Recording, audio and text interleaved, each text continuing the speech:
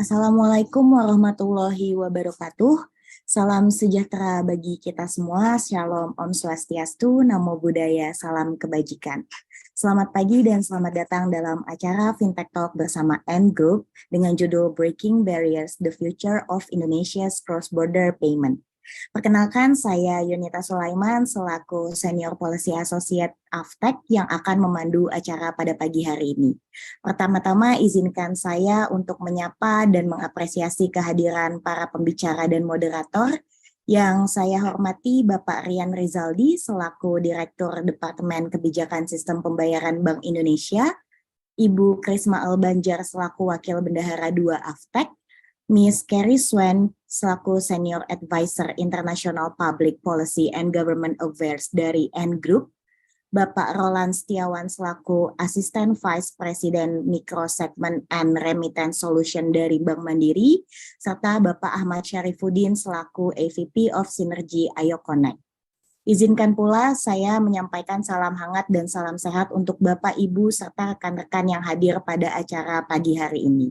Selamat bergabung untuk seluruh penggiat fintech yang berada dalam webinar pada pagi hari ini.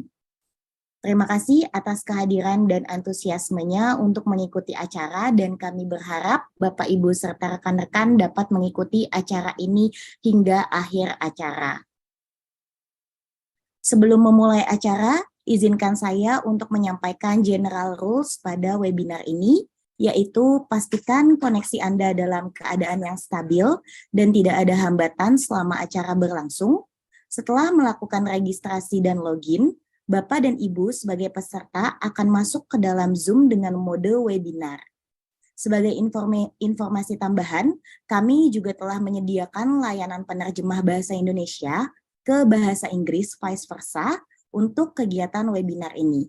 Bagi Bapak dan Ibu yang ingin mendengarkan versi terjemahan dari webinar ini, silakan dapat mengklik pilihan interpretation di bagian bawah panel Zoom webinar ini. In today's webinar, we provide interpretation from Indonesian to English and vice versa. For those who wish to listen the translated version of this webinar, kindly click interpretation option at the bottom of the Zoom webinar panel. Mengawali acara ini, saya pun akan menyampaikan susunan acara pada pagi hari ini. Acara ini akan dibuka dengan penyampaian opening remarks oleh Ibu Krisma Albanjar dan dilanjutkan dengan sesi diskusi panel yang akan dimoderatori oleh Bapak Ari atau Bapak Ahmad Syarifuddin dengan para panelis yaitu Bapak Rian Rizaldi, Miss Carrie Swen, dan Bapak Roland Setiawan. Bapak, Ibu yang berbahagia, serta rekan-rekan penggiat fintech, Fintech Talk merupakan event regular Aftek yang diselenggarakan sebagai wadah edukasi untuk meningkatkan literasi keuangan, serta wadah berbagi informasi terkait ragam layanan fintech, khususnya inovasi keuangan digital, serta isu-isu yang relevan untuk keberlangsungan industri fintech bagi masyarakat. Dan Fintech Talk pagi hari ini diselenggarakan oleh Aftek bersama dengan N Group. Bapak Ibu yang berbahagia, kita akan membuka webinar ini dengan sama-sama mendengarkan opening remarks yang akan disampaikan oleh Ibu Krisma Albanjar selaku Wakil Bendahara 2 Aftek. Kepada Ibu Krisma, waktu dan tempat kami persilahkan.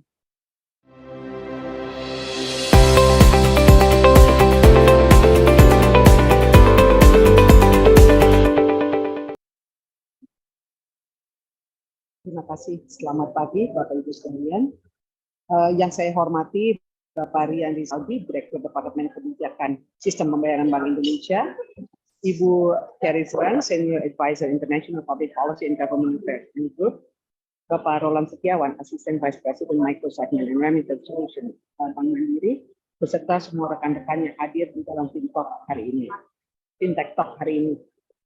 Mewakili Dewan Pengurus Harian Aftek, kami mengucapkan terima kasih dan penghargaan yang sebesar-besarnya atas kehadiran Bapak Ibu yang sudah meluangkan waktu untuk hadir pada acara Aftek bersama Grup pada pagi hari ini. Sebagai perkenalan, Asosiasi Fintech Indonesia adalah asosiasi fintech pertama yang berdiri tahun 2016 dan pada tahun 2019 Aftek sudah secara resmi ditunjuk oleh OJK sebagai asosiasi penyelenggara penyelenggara inovasi keuangan digital atau IKD.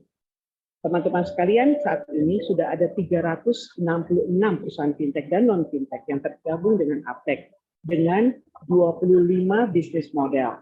Begitu banyak sudah bisnis model yang masuk di dalam kategori fintech. Aptek sendiri berdiri dengan misi untuk membantu memenuhi akses layanan keuangan berbasis teknologi bagi seluruh masyarakat Indonesia. Dan hal ini tertuang pada pilar utama kegiatan Aptek, yaitu advokasi kebijakan, kolaboratif komunitas, literasi dan edukasi, serta pengembangan pengetahuan. Dan kami sangat senang bahwa kita hadir di sini untuk membahas isu yang sangat menarik, yaitu pembayaran lintas negara dari perspektif regulator dan industri. Bapak, Ibu, dan rekan-rekan sekalian, cross-border payment atau pembayaran lintas negara sudah mengundang perhatian sejak beberapa waktu yang lampau, terutama kita lihat saat presidensi G20 di Saudi Arabia tahun 2020, fokus mendorong kolaborasi global adalah salah satunya dengan mendorong terciptanya inklusi dan koordinasi finansial di seluruh negara G20 maupun non-G20. Hal ini mencoba untuk diwujudkan dalam bentuk peningkatan kualitas cross-border payment atau pembayaran lintas negara untuk menjadi lebih cepat, lebih murah, transparan, dan inklusif. Presidensi G20 Indonesia di tahun 2022 kembali meneruskan upaya bersama ini dengan komitmen untuk mengimplementasikan roadmap atau peta jalan pembayaran lintas negara yang sudah dibuat tahun 2020 tersebut. Nah, kemudian pada KKN ASEAN tahun 2023 ini, Indonesia juga mencoba mewujudkan 3 pilar prioritas ekonomi, di mana salah satunya adalah ASEAN akan meningkatkan interkonektivitas sistem pembayaran regional. Bank Indonesia bersama Bank of Thailand telah meresmikan implementasi kerjasama pembayaran berbasis QR Code lintas negara sejak 2022 dan melanjutkan hal tersebut pada acara Festival Ekonomi Keuangan Digital Indonesia atau FEKDI 2023 yang diselenggarakan tanggal 7 sampai 10 Mei yang lalu. Indonesia sudah mengimplementasikan kerjasama KRIS antar negara Indonesia dengan Malaysia, dan hal ini akan diikuti dengan kerjasama dengan negara-negara anggota ASEAN lainnya. KRIS atau QR cross border ini adalah langkah besar bagi Indonesia, terutama bagi masyarakat Indonesia, karena dengan demikian maka orang Indonesia yang bepergian ke luar negeri, bepergian ke negara-negara yang kita sudah mempunyai kerjasama untuk menggunakan QR-nya, maka mereka cukup menggunakan layanan QR tersebut untuk melakukan pembayaran. Dan hal ini juga berlaku untuk negara lain yang kemudian bertamu ke Indonesia dan bertandang ke Indonesia untuk membayar dengan menggunakan QR-nya. Hal ini menunjukkan bahwa kerjasama antar negara ataupun usaha kita untuk bisa mempermudah, mempermurah, dan juga mendorong ekonomi antar negara ASEAN terwujud dan terimplementasikan dengan baik. Bapak, Ibu, dan para hadirin sekalian, beberapa hal yang menarik yang menjadi sorotan pada FEKDI 2023, diantaranya adalah pernyataan Bapak Gubernur Bank Indonesia, Peri Warjio, yang menyebutkan bahwa setiap pihak memiliki peran penting dalam memperkuat akselerasi sinergi dan inovasi untuk mencapai tujuan Indonesia maju. Dengan digitalisasi, maka masyarakat dapat melakukan transaksi keuangan dengan mudah dan juga dengan murah. Hadirnya KRIS, BI Fast, dan Standar National Open API atau SNAP membantu percepatan konektivitas sistem pembayaran di Indonesia. Pak Gubernur juga mengajak seluruh masyarakat untuk berpartisipasi aktif dalam transformasi digital untuk mendorong pertumbuhan ekonomi Indonesia. Mari kita sama-sama gunakan momen fintech Talk hari ini supaya kita dapat menggali potensi sistem pembayaran lintas negara Indonesia dengan negara lain. Kita akan dukung inisiatif Bank Indonesia untuk berpartisipasi dan bersinergi dalam membangun ekonomi digital. Hadir bersama kita narasumber yang sangat kompeten dan relevan untuk membahas fintech Talk yang saat ini bertemakan Breaking the Barriers, the Future of Indonesia Cross-Border Payment. Fintech Talk hari ini kami harapkan dapat memantik usulan, masukan, dan juga inisiatif baru untuk mendukung misi dari Bank Indonesia untuk menjadikan ekosistem pembayaran sebagai epicentrum ekonomi keuangan digital di Indonesia. Atas nama Asosiasi Fintech Indonesia, kami mengucapkan terima kasih dan kita berharap bahwa semua yang kita lakukan pada hari ini dapat menjadi sesuatu yang positif bagi kita semua, termasuk juga bagi sistem pembayaran Indonesia. Semoga Tuhan Yang Maha Kuasa merestui langkah kita bersama. Assalamualaikum warahmatullahi wabarakatuh. Salam sejahtera. Om Shanti Shanti Om. Namo Buddhaya dan salam kebajikan.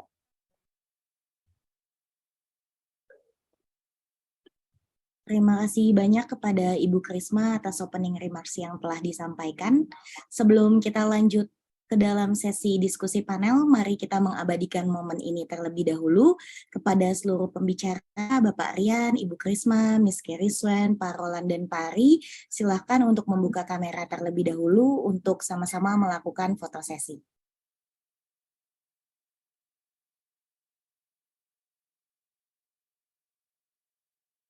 Apakah sudah siap Bapak Ibu?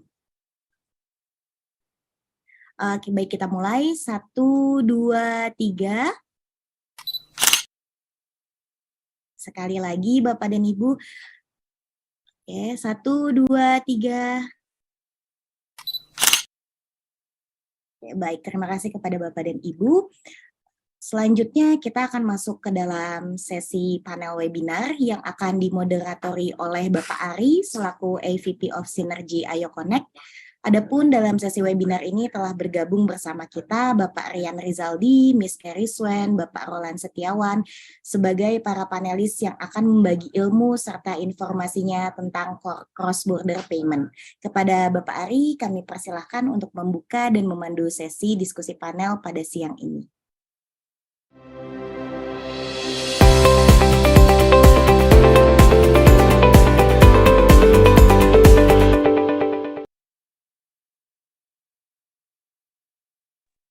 Assalamualaikum warahmatullahi wabarakatuh. Terima kasih untuk kesempatannya. Salam sejahtera bagi kita semua. Om Swastiastu, Namo Buddhaya, salam kebajikan. Terima kasih kepada Mbak Yunita selaku MC dan teman-teman Aftek untuk menyelenggarakan acara ini dengan sangat baik. Dan pada hari ini kita akan, seperti arahan dari Bu Krisma Arsbanja tadi, bahwa kita akan berdiskusi tentang hal-hal yang lagi hype saat ini dan kemudian ditandai beberapa waktu lalu ketika di acara FECDI di launching adanya kris antar negara. Maka dari itu pada hari ini untuk mempersingkat waktu akan saya perkenalkan yang saya hormati pembicara pertama Bapak Rian Rizaldi selaku Direktur Departemen Kebijakan Sistem Pembayaran Bank Indonesia. Selamat pagi Bapak. Selamat pagi. Yang kedua adalah Bapak Roland Setiawan selaku Assistant Vice President Microsegment dan Remittance Solutions dari Bank Mandiri. Selamat pagi Pak Roland. Selamat pagi Mas Ari. Dan last but not least, Ms. Carrie Xuan as Senior Advisor International Public Policy and Government Affairs from Ant Group. Hi Carrie, nice to see you.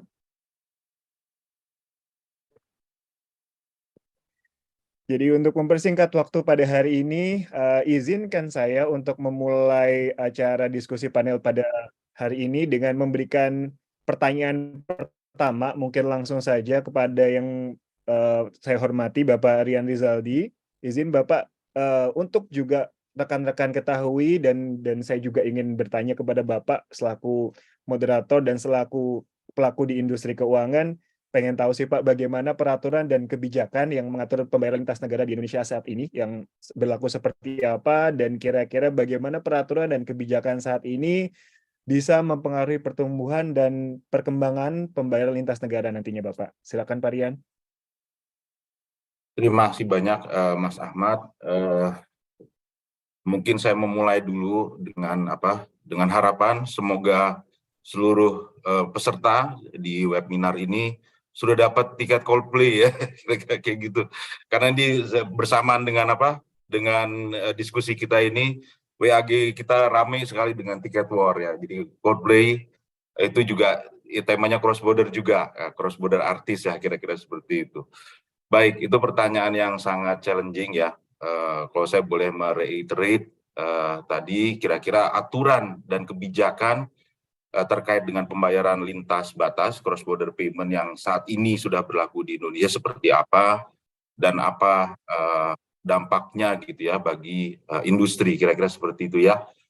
Oke, memang kalau kita merunut pada Undang-Undang Transfer Dana, di Undang-Undang Transfer Dana tersebut aturan terkait dengan regulasi ataupun juga aturan main yang terkait dengan payments untuk konteks cross border itu baru berlaku ketika data memasuki wilayah Republik Indonesia. Jadi kata kuncinya ada di sana. Memang ketika kita bicara cross border payment, isunya menjadi lebih kompleks karena praktis regulasi sebuah negara itu tidak bisa menyentuh regulasi di yurisdiksi yang lain. Sehingga satu-satunya jalan untuk bisa mengatasi problem tersebut itu adalah dengan membuat sebuah kolaborasi dan koordinasi dengan negara lain yang kita capai selama ini melalui berbagai fora. Nanti saya akan ke arah sana. Nah, dengan kata lain sebenarnya aturan regulasi-regulasi yang terkait dengan cross border yang saat ini berlaku di Indonesia itu praktis untuk konteks payment ya, itu praktis adalah regulasi-regulasi yang juga berlaku untuk konteks domestik. Jadi baik itu terkait dengan bagaimana aturan main di clearing settlement-nya, bagaimana entry policy, access policy, sampai juga dengan compliance terhadap perlindungan konsumen maupun AML/CFT, itu persis sama dengan apa yang berlaku untuk konteks domestik. Memang dalam perkembangannya ini menjadi tantangan yang tidak mudah bagi regulator, terutama bagi bank sentral, ketika kita harus berhadapan pada saat yang sama dengan digitalisasi. Salah satu aspek menarik atau implikasi menarik dari digitalisasi ini adalah hilangnya konteks lintas batas, gitu, borderless transaction. Itu yang menjadi sangat-sangat challenging bagi seluruh regulator, tidak hanya kami di Bank Indonesia, tetapi juga seluruh regulator sistem pembayaran di dunia. Bagaimana kita bisa meredefinisi ya peran regulator dalam era digitalisasi ini. Karena konteks borderless tadi itu menjadi sulit sekali bagi kita untuk bisa menentukan. Misalnya sekarang kalau regulasi ya untuk cross border itu kan bicara antara perlindungan atau kepastian hukum bagi warga negara, atau bisa juga konteksnya sudut pandangnya lebih kepada pada regulasi terhadap di mana transaksi itu terjadi. Ini menjadi sangat rumit ketika kita padankan dengan isu digitalisasi, di mana sebenarnya mungkin bahasa mudahnya di kita saat ini membuka wallet luar negeri itu mudah sekali, tinggal klik aja download aplikasi seperti itu, kita bisa menggunakan services dari luar. Ini menjadi isu gitu bagi regulator karena batasannya menjadi sangat blur. Nah, dengan kata lain memang menyadari hal ini, berbagai upaya penguatan regulasi kita lakukan. Nah, terkait dengan regulasi cross border sendiri, sebenarnya kita bisa lihat dari 3 angle gitu ya. Tidak hanya payment system, tetapi juga regulasi yang terkait dengan nilai tukar dan regulasi yang terkait dengan capital flows management. 2 yang saya sebut terakhir ini ada di area moneter, seperti misalnya adalah non-internasionalisasi rupiah atau pembatasan terkait dengan posisi devisa neto. Nah, hal-hal seperti itu yang mungkin juga akan sangat berpengaruh dengan bagaimana efisiensi di pembayaran lintas batas di cross border side-nya. Jadi mungkin untuk menjawab secara ringkas pertanyaan yang disampaikan, kebijakan saat ini more or less untuk dari sisi payment system sama dengan kebijakan yang berlaku di domestik, dengan tambahan atau juga integrasi regulasi yang terkait dengan capital flows management dan regulasi yang terkait dengan nilai tukar. Lalu dampaknya terhadap pertumbuhan seperti apa? Prospek industri atau pertumbuhan dari industri itu sendiri. Ya sebenarnya sih kalau saya lihat bahwa digitalisasi saat ini itu kan sebenarnya liberalisasi ya, semangatnya adalah liberalisasi dari payment system itu sendiri, di mana sebenarnya industri itu menemukan jalan untuk bisa memecahkan berbagai macam problem-problem, termasuk problem di cross-border payment. Dan ini memberikan manfaat besar tentunya bagi masyarakat luas. Jadi kalau dalam konteks growth itu jelas bahwa sebenarnya digitalisasi membuka peluang baru bagi masyarakat maupun bagi industri. Pertanyaannya adalah nothing new under the sun.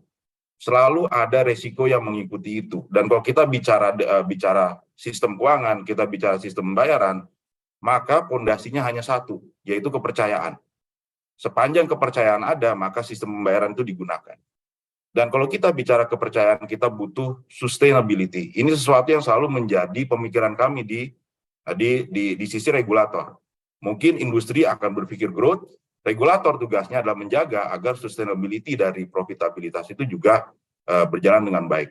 Untuk itu kita butuh regulasi, kita butuh access policy, entry policy yang baik. Dan ini juga dalam konteks sustainability, dia hanya terjadi apabila persaingan usaha itu bisa berjalan secara sehat. Jadi tidak ada dominasi atau pihak-pihak yang dominan, yang mendominasi pasar, yang akan membuat pelaku-pelaku baru itu menjadi sulit masuk ke industri.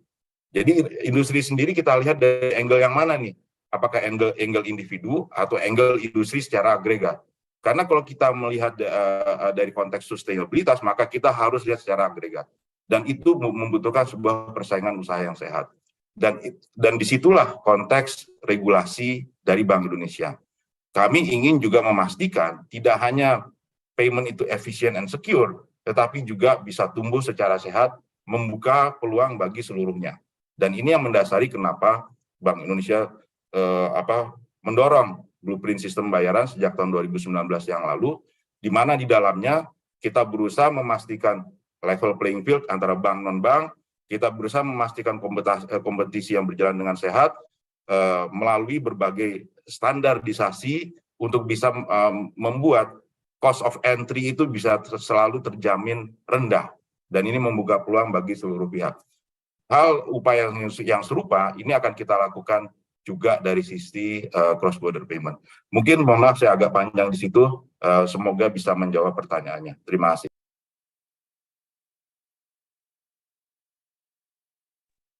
Terima kasih banyak Bapak Rian, cukup jelas dan cukup memberikan arahan yang baik dari sisi regulator, Pak.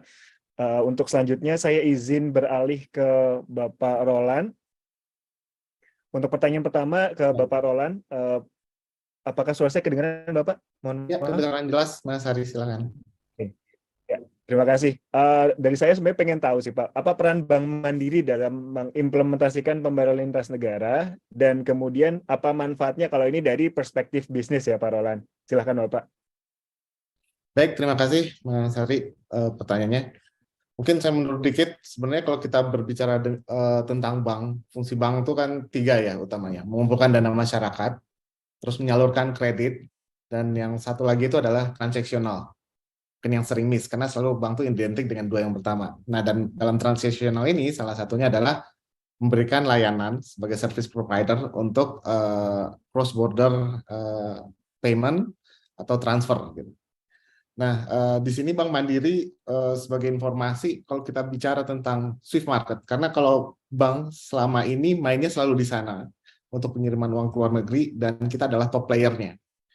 Nah, kalau berbicara tentang manfaat bisnis, kalau kami lihat dari nature-nya nasabah Bank Mandiri sendiri, jujur pasti didominasi oleh wholesale segment gitu ya. Dan transaksi yang mereka lakukan pastinya oleh para pebisnis untuk melakukan transaksi impor, ekspor pun juga mereka memanfaatkan ini.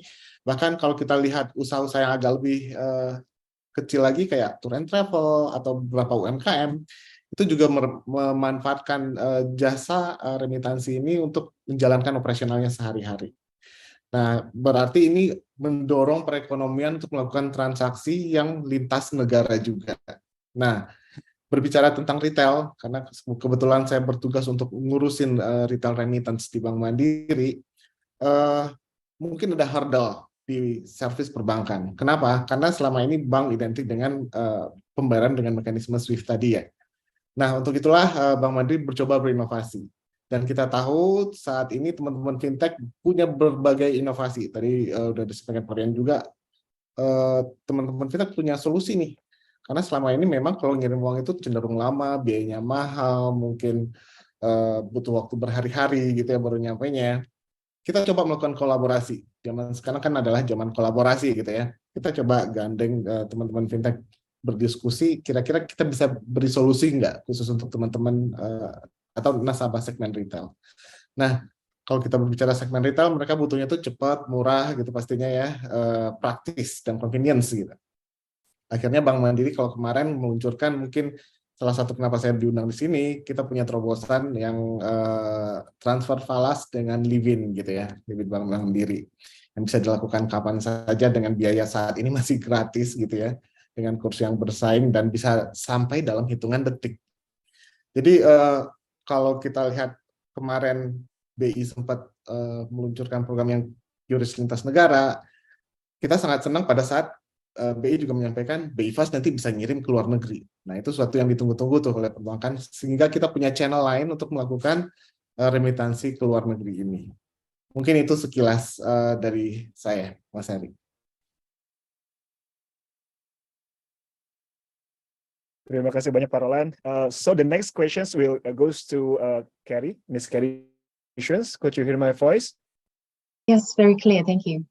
Yes, thank you. So basically, we already heard the voices from the regulatory side and the banking side. So we would like to know from the fintech side right now. So could you please tell us about your experience on behalf of Ant Group and the strength of Ant Group in terms of facilitating cross-border payment and the effect to the industries?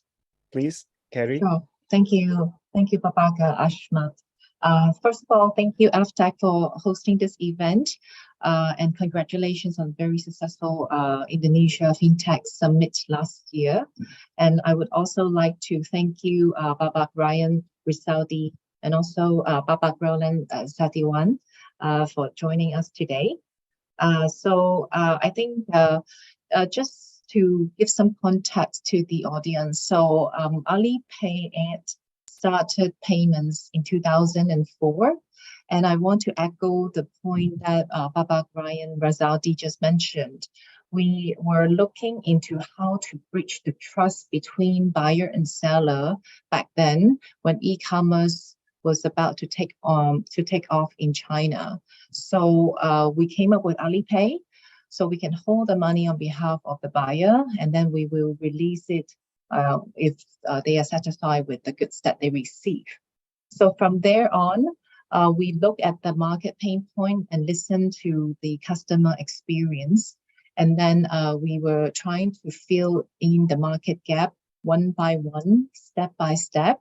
And along that journey, we did not do it ourselves. We worked with banks, we worked with other financial service providers in building that ecosystem. So the consumers will develop more digital mindset, and then merchants and also acknowledge the value, and they can see the customers, they are able to pay easier, so they will bring more business to the merchants.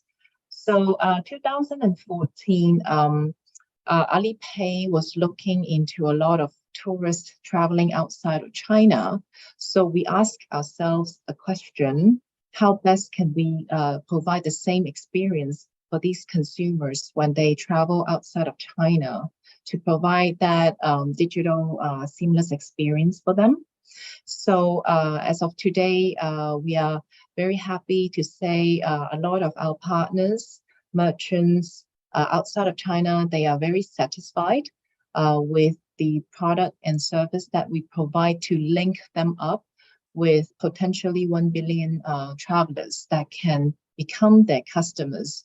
And we also have products and marketing tools to help these merchants to interact more actively with their target consumers who may not know about the service and product that the merchants provide. So Bali is a very successful example. I think we were able to bring a lot of these tourists to a local merchant store, including the moms and pop shop. So I think the tourism will continue revive, hopefully, with the pandemic, subsided. And according to the industry report, Statista, as of May 2023, we are looking at a very bright future. The projection of the economic benefits that tourism can bring to Indonesia could amount up to $120 billion by 2028. So it is a very big opportunity and very big industry. So Alipay is committed to work with a partner like Bank Mandiri and other local partners and enabler to continue bring and activate this group of consumers when they come, and hopefully we can transfer and translate the benefits to the local businesses, especially the SMEs and women entrepreneurs. So I think we are also very supportive and very encouraging to see a lot of governments are also looking into how to activate enabling cross-border payments through interoperability. So I would also like to congratulate BI and also the Indonesia government for their ASEAN declaration to promote more connectivity and interoperability between central banks and payment systems. I think this is a time when one person, one party cannot do it alone. I think it's definitely have to be a very collaborative effort to see how we can unlock much more business opportunities for the merchants business in Indonesia, not just to sustain their operation, but hopefully we can help them grow and potentially scale beyond the border of Indonesia. Thank you. Thank you, Carrie, and thank you for wishing our tourism industries grow well and way much better from before. Sekarang saya kembali lagi izin ke Pak Rian. Mungkin untuk pertanyaan kedua lebih ke tantangan Pak ya. Ini gimana caranya Bank Indonesia mengatasi tantangan yang dihadapi sama teman-teman lembaga keuangan dan dunia usaha dalam cross border payment. Yang paling biasa sering kita hadapi adalah volatilitas nilai tukar dan kemudian kepatuhannya teman-teman di lembaga keuangan dan dunia usaha terhadap regulasi. Silakan Bapak. Terima kasih atas pertanyaannya. Ini mendasari untuk menjawab pertanyaan tersebut, saya akan mulai dulu mungkin dari apa yang tadi Bu Krisma sudah sampaikan di dalam opening remark, bahwa saat ini seluruh bank sentral, komunitas bank sentral di dunia itu sedang menggodok sebuah building block tentang bagaimana membuat cross border payment menjadi lebih mudah, murah, cepat, dan transparan. Jadi kata terakhir ini memang benar-benar challenge banget gitu ya. Transparansi ini menjadi perlu gitu ya, terutama di era digitalisasi saat ini. Dan kita Bank Indonesia menjawab tantangan tersebut di dalam G20 presidensi Indonesia di tahun 2022 yang lalu, mendorong upaya lebih lanjut yang lebih konkret gitu ya, melalui pembentukan sebuah framework yang kita sebut sebagai Regional Payment Connectivity. Framework ini terdiri dari lima pilar. Yang pertama adalah kerjasama bilateral QR, jadi kita bayangkan itu di sisi front end kerjasama, lalu di back end-nya adalah mencari jalan untuk multilateral interconnectivity dan melalui fast payment interconnectivity. Dan kita sudah ada BIFAS sebagai infrastruktur yang prospektif. Lalu yang kedua adalah API standar, yang keempat adalah RTGS interconnectivity, dan yang terakhir adalah data framework. Kita akan fokus di dua yang pertama. Nah, tadi juga di dalam opening remarks Bu Krisma itu sudah disampaikan secara jelas bahwa sejak tahun 2022 yang lalu kita sudah kerjasama dengan Thailand, jadi Bank Indonesia close koordinasi dengan Bank of Thailand untuk bisa mempertemukan industri di kedua negara dalam kerjasama QR lintas negara. Yang ini yang nanti akan membuat, sudah membuat sebenarnya KRIS di Indonesia bisa ditransaksikan di luar, dan sebaliknya QR di Thailand maksud saya, dan sebaliknya dari QR di Thailand itu bisa ditransaksikan di Indonesia. Pelakunya itu seluruhnya adalah industri. Saya jumlah persisnya saya tidak hafal berapa, tapi cukup banyak industri di kita yang terlibat di dalam inisiatif tersebut dan memfasilitasi transaksi di kedua negara, baik itu dari bank maupun non bank. Lalu juga barusan yang di FACD ya, FACD kemarin di minggu yang lalu itu kita baru meluncurkan kerjasama berikutnya dengan Malaysia. Dan nanti ini akan terus diperluas on the pipeline. Saat ini dengan Singapura kita sedang mencari harmonisasi di sisi teknis antara BI dengan MAS, bekerjasama dengan di industri di kedua negara. Lalu juga nanti akan kita bicara bahkan meluas sampai ke Jepang, ke India dan beberapa negara yang lain. Dan baru beberapa waktu yang lalu kita juga sudah membuka diskusi untuk membuka itu juga dengan Cina. Nah, mungkin dalam konteks ini bisa saja suatu saat ke depan nanti KRIS kita itu bisa dibaca di Cina dan sebaliknya. Mungkin QR dari Cina sana digunakan oleh turis-turis yang datang di Indonesia melalui satu bentuk kerjasama seperti itu. Itu yang sudah secara konkret kita lakukan dan sudah kelihatan bentuknya. Dan yang ke depan yang paling berat ini adalah bagaimana menginterkoneksikan antar fast payment system. Ini rumit, kompleks sekali, karena tidak saja kita bicara tentang bagaimana mengintegrasikan atau menginterkoneksikan sisi teknisnya saja, jadi antara infrastruktur ke infrastruktur, tetapi juga bagaimana kita mengharmoniskan legal system di kedua negara, bagaimana kita mengharmoniskan regulasi di dua negara yang berbeda.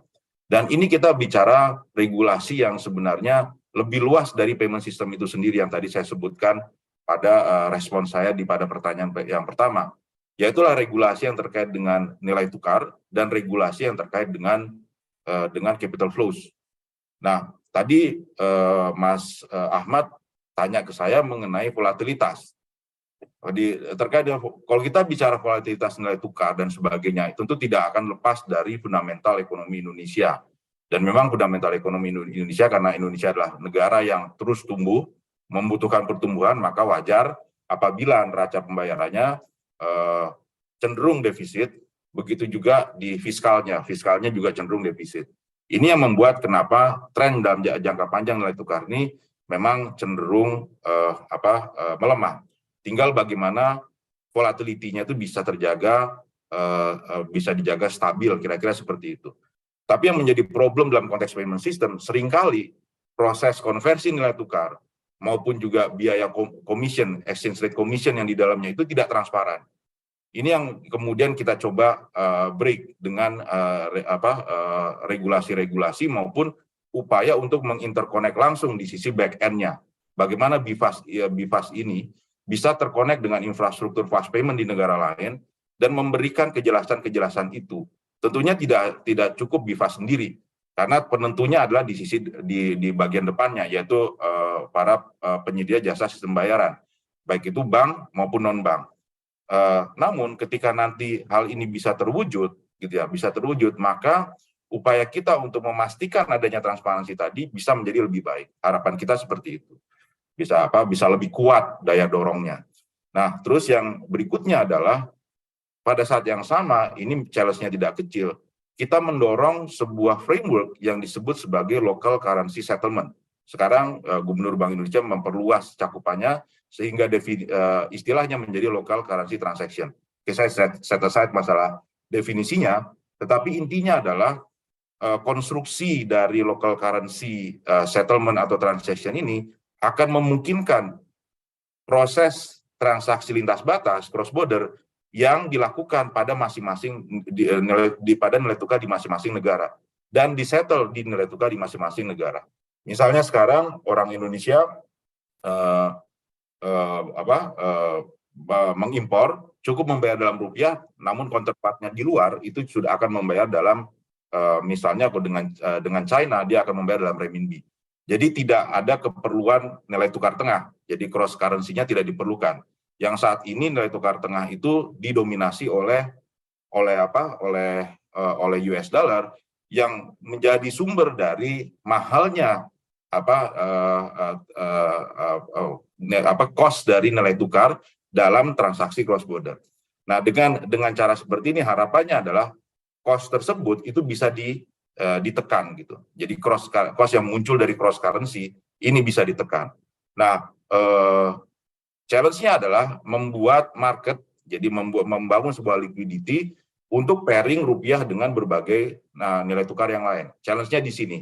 Dan ini yang masih kami coba cari jalan agar prosesnya bisa berjalan dengan baik, marketnya bisa terbentuk, tetapi ini seperti chicken and egg problem gitu ya. Mana duluan gitu, tanpa ada use case-nya, maka tidak akan ada marketnya. Dan ini menjelaskan kenapa kami dorong dulu di bilateral QR-nya. Kita ciptakan dulu use case-nya, lalu nanti kita akan buat infrastruktur untuk nilai tukarnya. Harapannya adalah apabila ini bisa langsung multilateral, multi currency, tidak dalam konteks cross currency di tengahnya US dollar atau mungkin hard currency yang lain. Jadi langsung saja misalnya rupiah dengan ringgit, rupiah dengan Singapore dollar atau rupiah dengan renminbi, tanpa harus ada nilai tukar tengah, harapannya bisa lebih murah.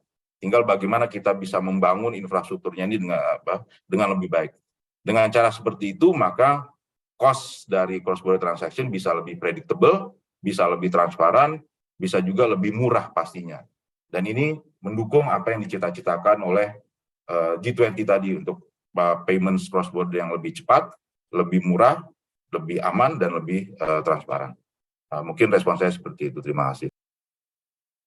Terima kasih banyak Pak Rian, itu cukup komprehensif penjelasannya, terutama dari sisi tadi interoperability dan kemudian ada cross currency di tengah-tengahnya. Ternyata itu juga menjadi satu problem yang harus dipecahkan juga Pak ke depannya. Terima kasih.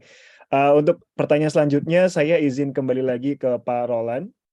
Di sini mungkin pengen juga memberitahukan ke rekan-rekan peserta webinar hari ini, kira-kira apa aja sih metode pembayaran lintas negara yang saat ini disediakan sama Bank Mandiri, dan kemudian apakah memang ada metode pembayaran yang saat ini tidak atau belum mendukungnya saat itu Pak Roland. Yang kemudian nanti mungkin bisa mohon dibantu dijelaskan apakah kemudian kita ke depannya bisa menggunakan pembayaran lintas negara yang disediakan oleh Bank Mandiri. Silakan Pak Roland.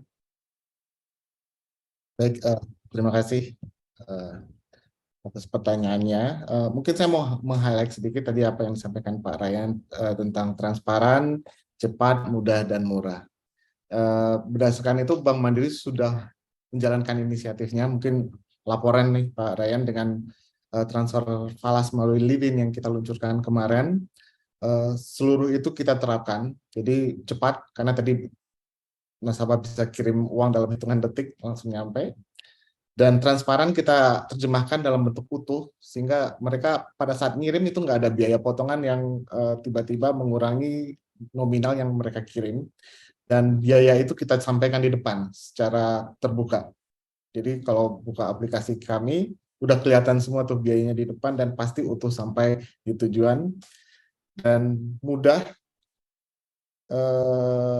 dan pastinya harus aman gitu ya. Dan karena dia mekanismenya secara digital, itu udah pasti mudah sekali, nggak seperti activity yang dilakukan di cabang pastinya, dan bisa dilakukan 24 jam dalam 7 hari. Jadi mudah-mudahan kami udah bantuin BI nih untuk mewujudkan cita-cita di G20 tadi Pak. Nah, berbicara tentang metode, jadi kalau kita bicara metode pengiriman itu apa sih? Mungkin kalau secara teknikal, pengiriman itu ada to account, to wallet, gitu ya, to cash. Jadi kita bagi dua, pengiriman remitansi ini kan ada dua, incoming dan outgoing gitu ya. Jadi kalau outgoing kita ngirim ke luar negeri, incoming dari luar negeri ke Indonesia. Untuk incoming, Bank Mandiri melayani seluruh tipe itu, baik untuk transfer ke cash, ke wallet, maupun ke rekening pastinya. Nah, cuman dengan meningkatnya finansial inklusi di Indonesia, bahkan OJK tahun ini menargetkan 90% ya, harusnya finansial inklusinya naik dari 85%, rata-rata semuanya kayaknya orang Indonesia udah punya, at least punya wallet gitu ya, karena begitu mudahnya untuk membuka wallet saat ini. Untuk yang tugas ini cenderung marketnya menurun, bahkan kalau di Bank Mandiri itu bisa dihitung jari setiap bulannya untuk transaksi tugas yang kita jalankan. Nah, sementara untuk luar negeri, mungkin itu yang belum Mandiri lakukan. Kalau to wallet bisa, to account bisa, tapi to cash untuk luar negeri kita belum melayani saat ini karena memang itu marketnya sunken gitu ya, menurun. Cuman kalau secara sistem Mandiri untuk baik incoming maupun outgoing, sistem yang kita manfaatkan ini pasti satu Swift. Swift kita tuh ada di MCM kayak cash managementnya untuk teman-teman wholesale, nasabah-nasabah wholesale kita. Kemudian bisa dilakukan juga di cabang, dan terakhir kita lakukan juga kemarin metode non-Swift yang kita implementasikan di Transfer Falas Living by Mandiri. Ini masih fokus untuk retail individu, karena nominalnya masih kita batasin, karena kita masih testing the market. Walaupun saat ini growth setiap bulannya hampir 20%, cukup menggembirakan, respon pasarnya juga bagus, dan kita mengakuisisi market baru. Jadi dalam arti kata, market Swift kita tumbuh, market kita yang non-Swift juga tumbuh. Sedangkan untuk incoming, kami menyediakan berbagai channel juga. Jadi kita berpartner dengan berbagai bank dan perusahaan remitansi di luar negeri. Ada mekanisme API, di mana kami melakukan koneksi secara host-to-host dengan partner di luar negeri. Kemudian Swift pastinya masih berjalan. Dan ada satu sistem lagi yang namanya MARS, Mandiri Advanced Remittance System, di mana partner kita berikan sebuah platform sehingga mereka bisa melakukan aktivitas keuangan melalui account yang ada di Bank Mandiri untuk melakukan remitansi. Seluruh metode ini bisa dimanfaatkan, bahkan saya di kesempatan ini mungkin kalau ada teman-teman fintech yang bergerak di bidang remitansi, berusaha mengekspor, meningkatkan layanannya, dengan API Mandiri ini sebenarnya bisa mempercepat proses, bahkan bisa menekan biaya harusnya. Karena beberapa partner kami di luar negeri yang awalnya menggunakan metode Swift untuk kerjasama remitansi dengan Mandiri, mulai beralih nih ke metode API dalam mekanisme pengirimannya. Dan bagusnya lagi dengan metode API, pelaporan kami ke regulator jadi lebih rapi juga gitu ya. Karena semuanya tercatat, kami tinggal download dan laporkan ke Bank Indonesia untuk transaksi luar negeri kami. Begitu Mas Ryan. Mohon maaf Mas Ari. Terima kasih banyak Pak Roland, terima kasih banyak udah jelasin. Tadi ada Mandiri Advance itu juga menarik juga Pak. Kayak kedepannya mungkin kalau saya boleh berkenan nanti ngobrol setelah forum ini juga sepertinya sangat menarik untuk dijajaki sih Pak. So the next questions again goes to you, Carrie. So this is maybe trying to mediate between the financial institutions and the regulatory sides. So could you please tell us about how could Ant Group work really well with the regulatory side and the financial institutions to make, well, actually, if I may say, zero distractions for cross-border payment? Over to you, Carrie. Thank you, Bob. Yeah, so actually today, when we look into fintech payments, they're actually multi-layer that involves in product launch, right? It involves message clearing, funds clearing, FX, and also liquidity management. So actually, from day one, we are very key partners with a number of major banks. So I think outside of China, as of today, our strategy is a bit different. I think in China, we operate one of the digital payments platform, Alipay China Wallets. But outside of China, we realize there's a lot that could be done, leveraging our experience and our knowledge. So we've been looking into the cross-border payment space at least for 5 years. So it is not easy. I think every cross-border corridor that we want to establish, we probably need to talk to at least 2 to 3 regulators, depending, the law and regulations. So that process, but also taught us the importance of respecting the local jurisdictions and always be compliant and also understand what the requirements are. Sometimes the requirements are not very clear, but then through communications, we're able to work together with our partners in understanding. But I think actually we also work with a number of wallet partners in the region. So Dana is actually our partner in Indonesia. So what we have done is we work together with them, and then we also share our technology, our software, our solution to help them to build their wallets as a foundation. But on top of what they want to offer to the market, to the consumers, they have their own engineering team and management to decide on the direction. So throughout that 5-6 years journey, we gain a lot better understanding how payments technology should be developed. I think one thing that first came to our mind is it has to be safe, it has to be trusted. Otherwise, it's not sustainable, as Park Ryan mentioned.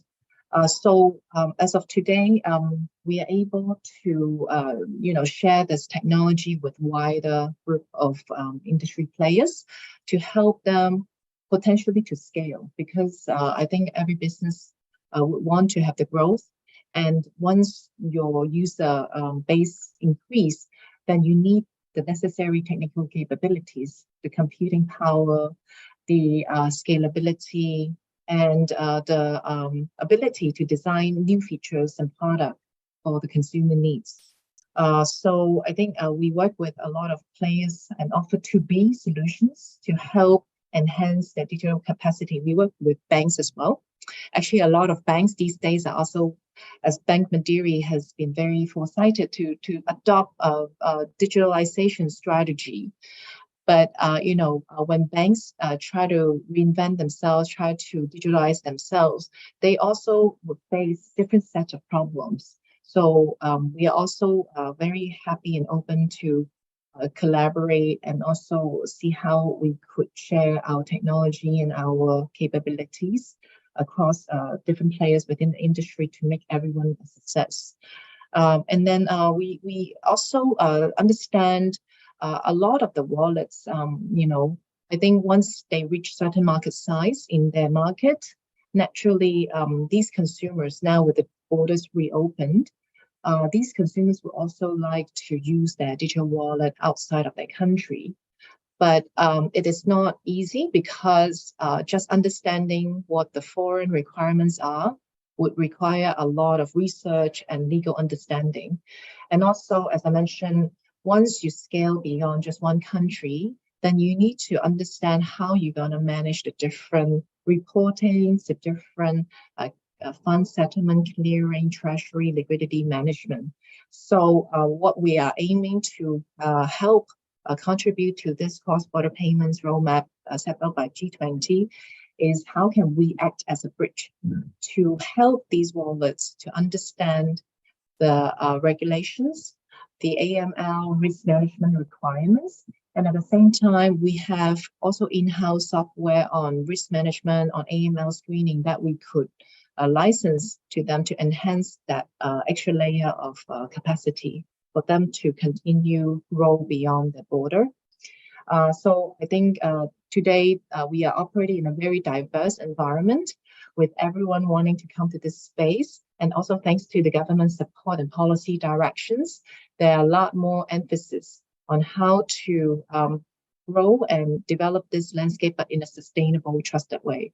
So I think there will be continued more attention, investment, more interest coming in. So I think it's also going to be quite critical that we find ways to work with one another, whether you're a bank, non-bank, and also, banks, we rely a lot on the bank's rail to move money cross-border as well. So definitely very welcoming all the G2G efforts to see how potentially we can make this cross-border landscape much more efficient, much more effective, but at the same time, make it more cost-friendly and make it much easier for the smaller players to come on board as well.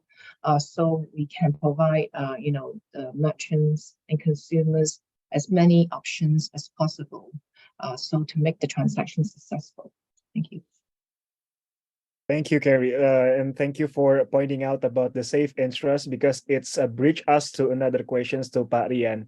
Jadi Pak Rian tadi, Miss Carrie juga sempat mention tentang safe and trust, Pak, ya, dan ini juga saya mau tanya izin ke Pak Rian, dari bagaimana Bank Indonesia bisa kerjasama dengan teman-teman fintech dan teman-teman perbankan dan teman-teman industri keuangan lain, Bapak, untuk kemudian bisa meningkatkan efisiensi dan aksesibilitas yang tentunya ditunjang dengan keamanan untuk semua pembayaran lintas negara di Indonesia, Pak Rian. Silakan, Bapak.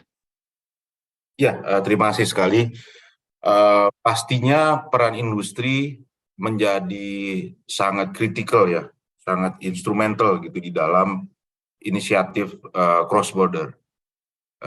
Karena bagaimanapun penyedia jasa dan penggerak inovasi itu adalah kawan-kawan di industri. Termasuk juga tentang bagaimana jaminan keamanan itu bisa kita jaga terus-menerus. Aturan boleh menetapkan ketat gitu ya di dalam konteks misalnya sekarang bagaimana operational resilience ataupun cyber security dan sebagainya. Tetapi at the end of the day penentunya adalah kita semua, dari regulator sampai ke industri.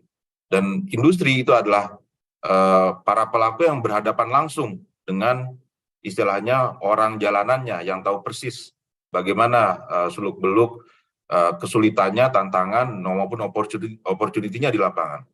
Sehingga memang di sini kami dari sisi regulator tidak bisa menutup mata bahwa untuk bisa memastikan proses-proses tadi berjalan dengan baik dan sustain, maka industri menjadi kritikal di dalam konteks ini.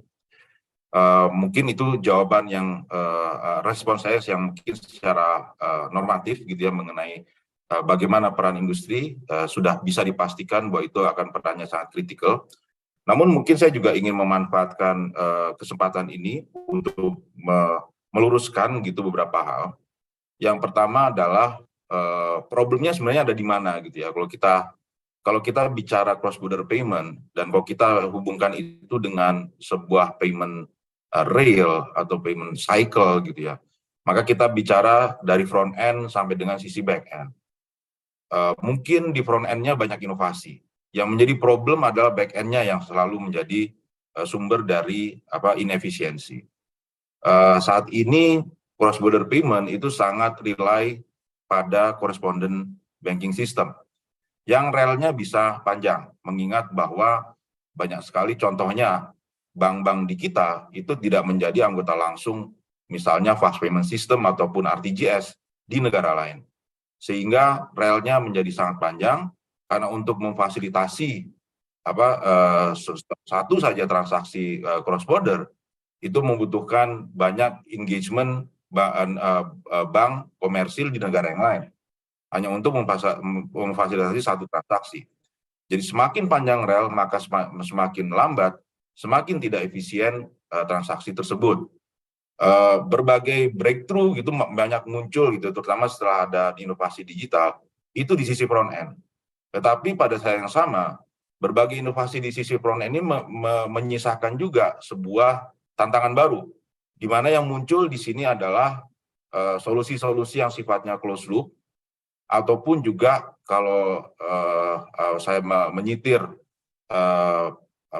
riset yang dilakukan oleh Bank for International Settlement yang mereka sebut sebagai hawala sistem yang sangat informal seperti itu. Dan di titik itu maka regulator akan kehilangan jejak gitu ya, untuk yang model yang informal yang hawala sistem. Dia kehilangan jejak meskipun dia difasilitasi oleh teknologi digital sekalipun. Tetapi once dia itu tidak bisa di-track, maka kita akan kehilangan jejak misalnya dalam compliance terhadap AML CFT. Ini yang benar-benar menjadi challenge yang tidak ringan. Closed loop sendiri memang bisa memberikan manfaat jangka pendek kepada konsumen berupa layanan-layanan yang serba murah dan serba cepat. Tetapi resiko terbesar dari closed loop system itu adalah berkembangnya closed loop tadi itu menjadi ekosistem yang eksklusif, yang lalu juga akan membuat struktur pasar menjadi tidak lagi sempurna, gitu, atau jauh dari sempurna. Nah, dan ketika ini terjadi, maka yang muncul adalah cost yang besar, cost of entry yang besar, yang membuat new entrants itu menjadi sulit masuk ke pasar, dan kita akan end up dengan struktur pasar yang oligopolistik atau bahkan monopolistik. Dan kalau ini kalau ini benar-benar terjadi, maka yang rugi adalah konsumen itu sendiri. Sehingga memang kalau dari sisi perspektif kami, dari sisi regulator, ini elemennya banyak sekali nih ya, banyak sekali yang memang harus kami lihat gitu ya, yang harus kami cari keseimbangannya antara opportunity dari sisi industri dan sustainability itu sendiri. Bahkan untuk konteks khusus bagi negara kita, negara emerging economies, ada satu aspek lain yang juga mungkin menjadi penting ketika kita bicara cross-border system, yaitu adalah kalau Dewan Gubernur kami selalu menyebut sebagai monetary sovereignty dan independency gitu ya. Dan ini sangat erat kaitannya dengan sustainability tadi. Saya ambil contoh bahwa payment system saat ini tidak lagi sifatnya agnostik, tidak lagi netral, tetapi somehow bisa menjadi alat tekan, bisa menjadi proksi untuk geopolitik juga. Sebagaimana kita lihat kasus barusan pasca invasi Rusia ke Ukraina, di mana payment system itu bisa menjadi alat tekan untuk dikaitkan langsung dengan berbagai peristiwa yang sifatnya politik. Dan ini memang saya tidak bermaksud untuk menyampaikan bahwa Indonesia suatu saat akan seperti itu. Tetapi sebagai dalam konteks otoritas, kami harus selalu memang memperhitungkan risiko-risiko seperti itu gitu ya. Di mana berbagai solusi cross-border payment ini harus bisa kita jamin bahwa dia tetap memenuhi unsur-unsur independensi tadi, monetary sovereignty tadi, resiprokalitas, bagaimana national interest-nya juga bisa terjaga. Sembari kita juga perhatikan aspek-aspek yang saya sebutkan di awal tadi. Jadi memang ini sesuatu yang sangat kompleks. Saya sendiri juga personally saya melihat elemennya begitu banyak. Jadi tidak hanya ketika kita bicara cross-border payment, kita itu tidak hanya bagaimana mencari interkoneksi teknis, tadi standar message-nya, kayak mungkin API-nya, bisa nggak API-nya misalnya kita samakan gitu, kita standarkan sehingga everybody can have the same opportunity kan gitu ya. Lalu juga mungkin juga format datanya, lalu juga bahasanya, bahkan sampai kepada akses arrangement-nya. Dan ini lebih kompleks. Saya tadi tambahkan unsur di governance-nya, aspek di nilai tukar, capital flows management, bagaimana kita mengharmoniskan itu, IML safety-nya bagaimana kita mengharmoniskan itu, siapa yang harus melakukan itu, bahkan untuk negara yang mungkin konteks karakternya seperti Indonesia, yang nilai tukarnya mungkin tidak dominan dibandingkan dengan misalnya hard currency seperti itu. Tadi beberapa kali Mas Ahmad bertanya mengenai volatilitas, maka kita juga perlu memperhatikan bagaimana aspek berbagai capital flows management management regulation yang sangat erat kaitannya dengan cross-border payment seperti ini, itu juga bisa embed di dalam berbagai solusi yang kita pikirkan. Dan ini yang memang yang sedang kami coba perjuangkan untuk sisi back end-nya. Jadi kalau tadi front end-nya banyak sekali inovasi, ini back end-nya yang ketinggalan gitu ya. Bagaimana interkoneksi antar infrastruktur clearing dan settlement di sisi back end antar negara. Ini masih menjadi tanda tanya besar. Dan ini yang sedang kami coba lakukan baru-baru ini. Indonesia gitu ya, melalui Bank Indonesia itu join dalam Nexus fase ketiga. Nexus ini adalah sebuah proyek di bawah wing BIS, Bank for International Settlement. Dia merupakan follow up dari G20 mandat gitu kepada Financial Stability Board FSB, di mana salah satu building block-nya adalah bagaimana mencari interkoneksi antar fast payment system, dan muncullah sebuah project studi yang disebut Nexus. Dan Nexus ini sudah memasuki fase ketiga. Kita tidak ikut di fase 1 dan fase 2 karena waktu itu BIFAST sedang dibangun. Tapi di fase ketiga ini kita sudah bisa ikut join, di mana di dalamnya kita akan mencari solusi yang baik gitu ya, yang terbaik dari sisi teknis, governance, dan bisnis, di bisnis aspek untuk bisa mencari cross-border interoperability di sisi back-end. Di sisi front-end-nya tadi sudah banyak inovasi saya lihat tentang tinggal bagaimana back-end-nya bisa menyambut juga berbagai inovasi di sisi front-end-nya. Ini yang sedang kita lakukan. Mungkin itu tanggapan saya. Sekali lagi, pastinya seluruh inisiatif ini tidak akan bisa berjalan dengan baik tanpa ada kolaborasi dan sinergi antara otoritas dan industri. Dan kalau kita bicara cross-border, tidak hanya otoritas di dalam negeri, tapi juga di otoritas dari industri di dalam negeri, tapi juga di luar negeri. Mungkin seperti itu respon saya. Terima kasih. Terima kasih banyak Pak Aryan. Tadi menarik juga, terutama berkali-kali mention tentang AML dan CFT itu. Jadi kalau teman-teman cukup aware, AML CFT itu di Indonesia biasa dikenal dengan APU PPT. Jadi memang di situ cukup banyak beberapa security yang harus dilibatkan di situ. Nah, sekarang kita geser lagi ke Pak Roland. Nah, ini paling mungkin sebenarnya yang sering kita hadapi dari tadi kan kita bicara peluang, kita bicara rencana, kita bicara bagaimana membangun satu sistem dan sebagainya. Cuma ini sedikit geser Pak ke tantangannya Pak. Selain kita bicara tantangan edukasi dan literasi, kira-kira apa aja sih Pak tantangan yang dihadapi nasabah mandiri dalam menggunakan pembayaran lintas negara, mungkin belum familiar dan sebagainya. Terus kemudian mohon diinformasikan juga solusinya dari Bank Mandiri untuk menjembatani tantangan yang ada seperti apa. Silakan Pak Roland. Ya, baik. Betul. Jadi kalau kita berbicara kepada masyarakat awam gitu ya, ngirim uang ke luar negeri pasti nggak semuanya butuh juga gitu ya, apalagi ngerti gitu. Nah, kalau berbicara edukasi, betul, edukasi. Jadi pada saat kita luncurkan fitur kita yang baru pun, itu masih ada yang bingung antara routing number, ACH number, macam-macam kan ya. Di berbagai negara tujuan itu ada beberapa nomor yang harus mereka sampaikan selain nomor rekening gitu. Mungkin saya mau sampaikan sedikit hasil survei kami kepada nasabah gitu ya. Sebenarnya apa sih yang mereka butuhkan dan kira-kira apa sih tantangan yang mereka rasakan pada saat ingin melakukan transfer ke luar negeri atau remitansi ini. Yang pertama adalah convenience, karena selama ini identik dengan kebutuhan dokumen yang cukup banyak, proses yang cukup kompleks pada saat mereka harus datang ke cabang dalam melakukan transaksi pengiriman uang ke luar negeri. Jadi convenience ini adalah yang paling major yang dibutuhkan oleh nasabah yang menjadi tantangan oleh mereka. Karena selama ini mereka ngerasa kalau transfer uang, terutama di Indonesia tuh udah enak banget gitu ya. Di ATM aja dulu udah bisa ngirim uang kemana aja gitu. Nggak usah ke cabang, bahkan Sabtu Minggu udah bisa gitu. Nah pada saat mereka melakukan transaksi ke luar negeri, mereka harus melakukan berbagai hal yang tidak dilakukan pada saat pengiriman uang secara domestik. Itu satu. Kemudian yang kedua yang menjadi tantangan mereka adalah speed. Seringkali mereka ada kebutuhan urgent. Jadi kalau kami petakan gitu ya kebutuhan nasabah itu transaksi luar negeri itu apa sih? Terutama untuk yang retail. Satunya untuk bisnis, jadi banyak pebisnis perorangan, UMKM gitu ya. Terus yang kedua adalah edukasi, jadi untuk pendidikan.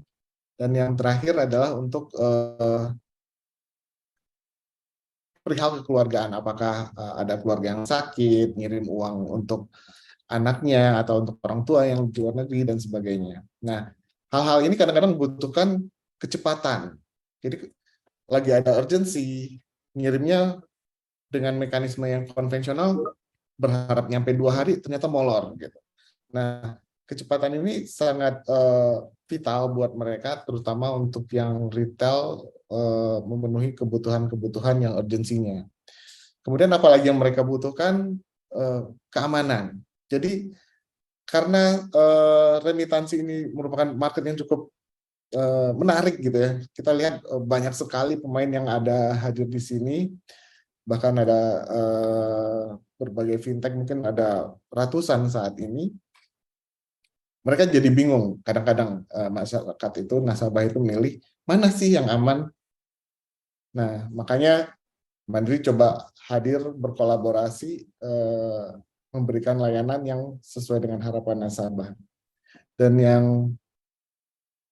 keempat, sebenarnya ada beberapa lainnya, mungkin kita batasin sampai 4, adalah choices. Jadi nasabah tuh ternyata ada yang pada saat dia butuh urgent, nggak apa-apa saya bayar mahal asal cepat. Atau mereka pilih nggak apa-apa lambat deh asal murah gitu ya. Nah, terus apa yang kami lakukan di Bank Mandiri?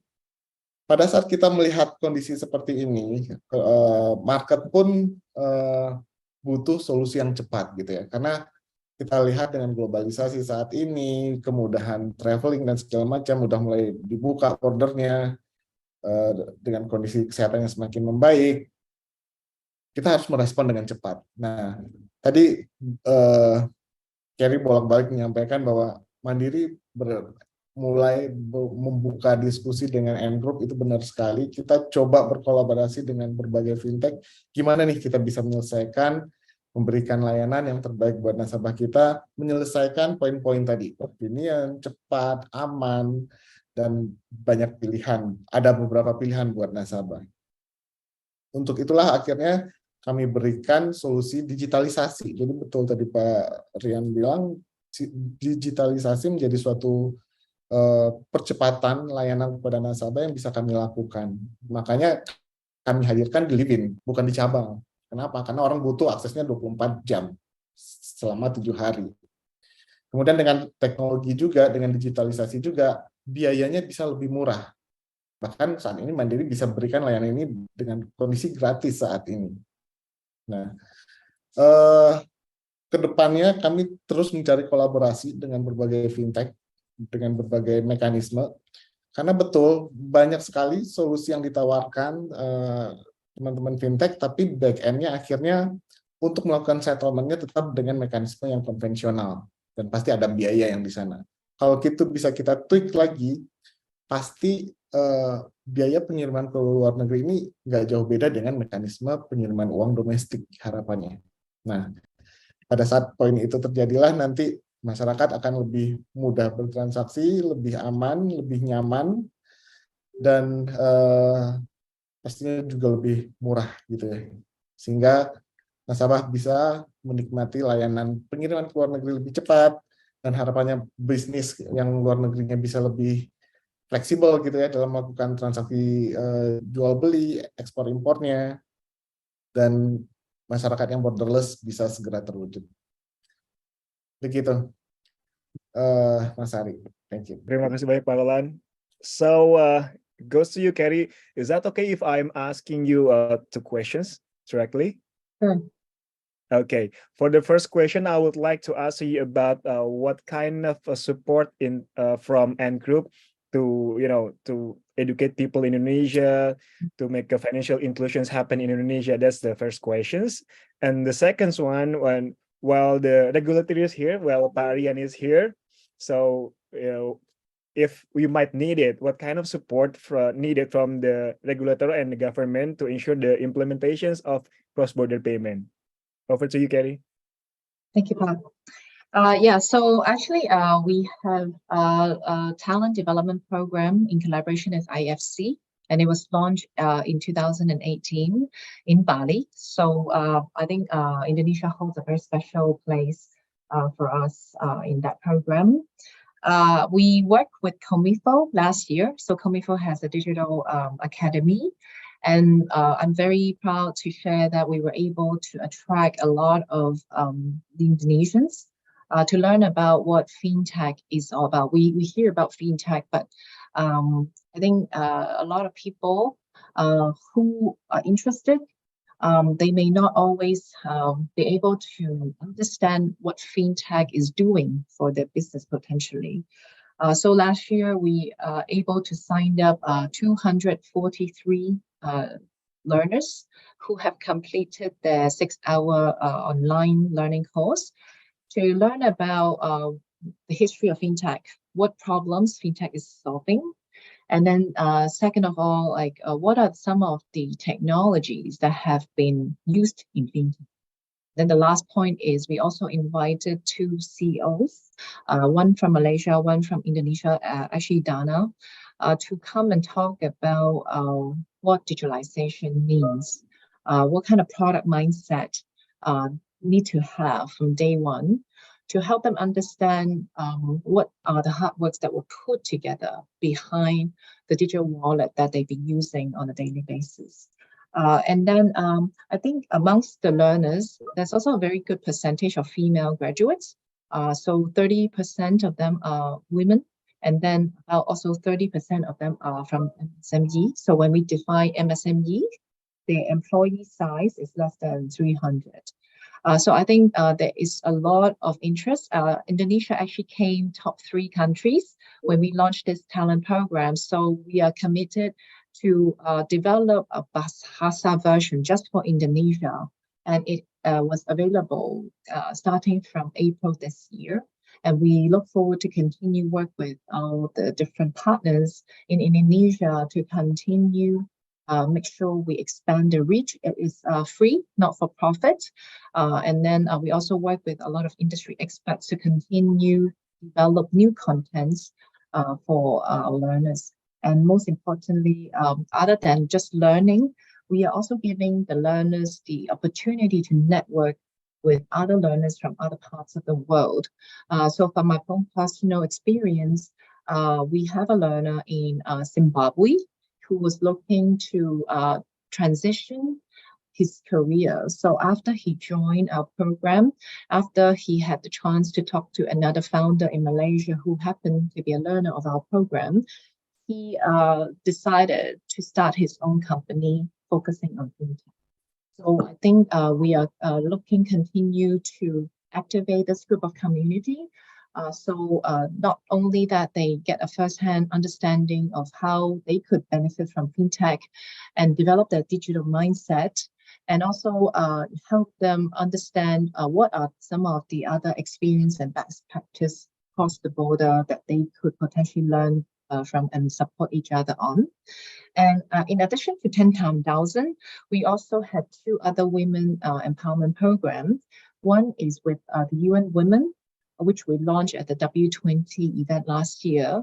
It's called Together Digital. So we focus more on the micro SMEs in the rural farming villages to help them to understand some of the basic, business skill set to start their own business. And also we work with Dana, again, as our partner to launch a new mentoring program called Sisberdaya. So as part of that program, we will provide mentoring, also professional skill set training for these entrepreneurs who look to grow their business.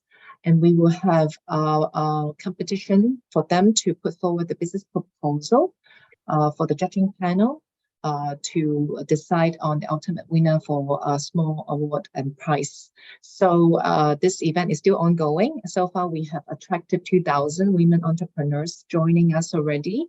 And again, thanks to BI, I think BI also will join as a judge on the panel. So we really appreciate for the support from the government to continue mobilize this group of keen learners to make the next generation of change for Indonesian economy. So I will share our update till now. Thank you. Thank you, Carrie. Just as if I was younger, I would love to join the N development program for sure. That's a really nice program.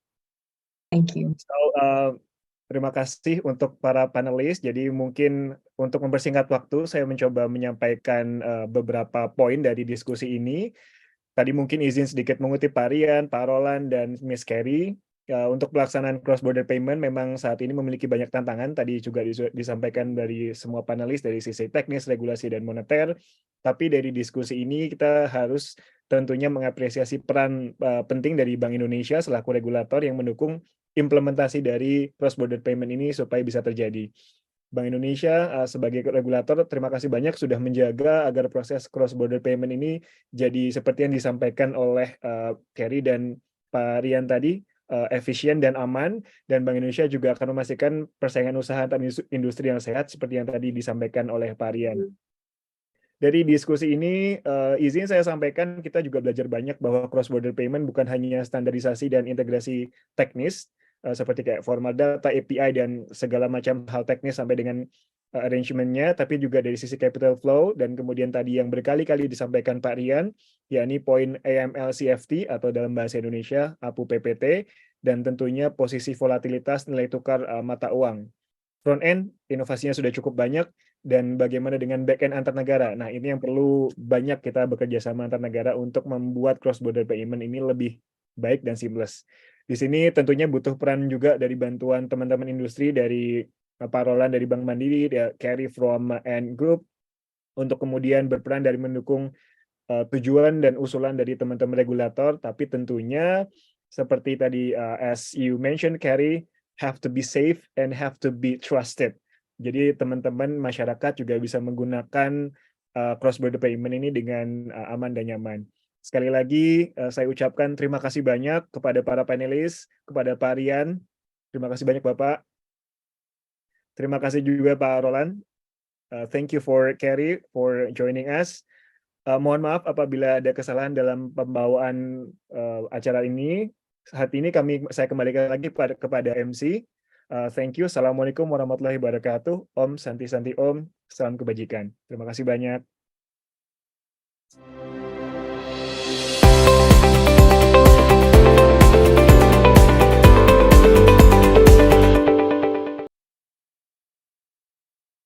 Wah, sungguh menarik sekali ya diskusinya dan tentunya sangat insightful bagi kita semua yang hadir di webinar hari ini. Terima kasih Mas Ari yang telah memandu sesi panel diskusi dalam webinar ini, dan terima kasih kepada Pak Rian, Miss Carrie Swan, dan Pak Roland sebagai narasumber yang telah berbagi ilmu kepada kami semua di sini. Bapak dan Ibu, rekan-rekan sekalian, kita telah sampai di akhir acara. Silahkan kunjungi website www.fintech.id serta kunjungi Instagram kami @fintech.id untuk mengetahui berbagai kegiatan Aftek. Acara hari ini juga bisa disaksikan kembali via channel YouTube Aftek di Asosiasi Fintech Indonesia. Atas nama panitia penyelenggara, kami mengucapkan banyak terima kasih kepada seluruh pembicara, narasumber, dan moderator, Bapak, Ibu, serta rekan-rekan yang telah mengikuti acara ini hingga selesai. Mohon kesediaan Bapak Ibu sekalian untuk dapat mengisi feedback form dengan memindai QR yang saat ini terlihat pada layar Bapak dan Ibu, serta QR ini nantinya akan menjadi acuan untuk pengiriman e-sertifikat bagi para hadirin di webinar ini. Jadi mohon untuk di-scan dulu, diisi feedback formnya. Akhir kata, mohon maaf apabila ada kekurangan. Salam sehat dan sukses selalu untuk kita semua. Sampai jumpa. Wabillahi taufiq wal hidayah. Wassalamualaikum warahmatullahi wabarakatuh. Salam sejahtera bagi kita semua. Shalom, Om Swastiastu, Namo Buddhaya, salam kebajikan, dan selamat siang.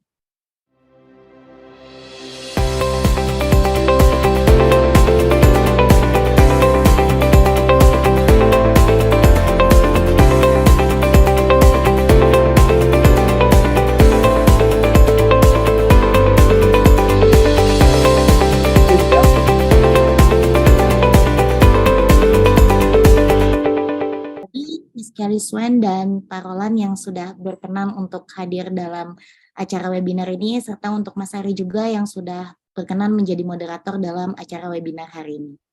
Sampai jumpa kembali di event berikutnya. Selamat beraktivitas kembali dan selamat siang. Selamat siang. Thank you. Bye.